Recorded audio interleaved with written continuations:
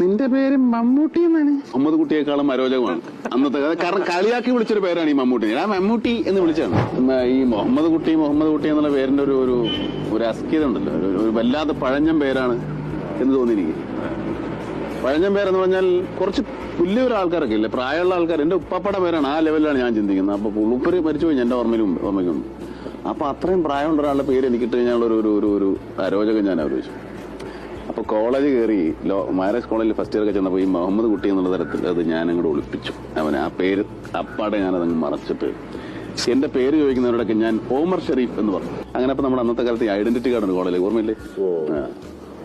ഈ identity card ഒരുത്തന്റെ എന്റെ വീണ് കിട്ടിയപ്പോ എന്റെ പേര് ഇങ്ങനെ മുഹമ്മദ് കുട്ടി എന്നാണ്. നിന്റെ പേര് മമ്മൂട്ടി എന്നാണ്. അങ്ങനെ എന്റെ പേര് മമ്മൂട്ടിയായതാ.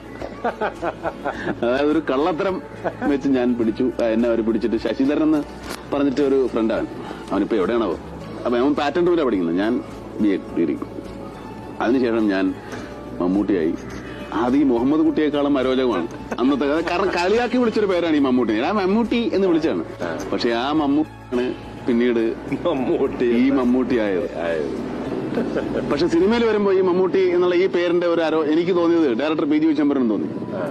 പുള്ളി പറഞ്ഞു ഈ മമ്മൂട്ടി എന്ന് പറയുന്ന ഒരു പേര് ശരിയാണോ, അപ്പൊ നമുക്ക് പേര് ഒരെണ്ണം നിർദ്ദേശിച്ചാൽ മതി, വേറെ പുതിയ പേരിടാമെന്ന് ചോദിച്ചു.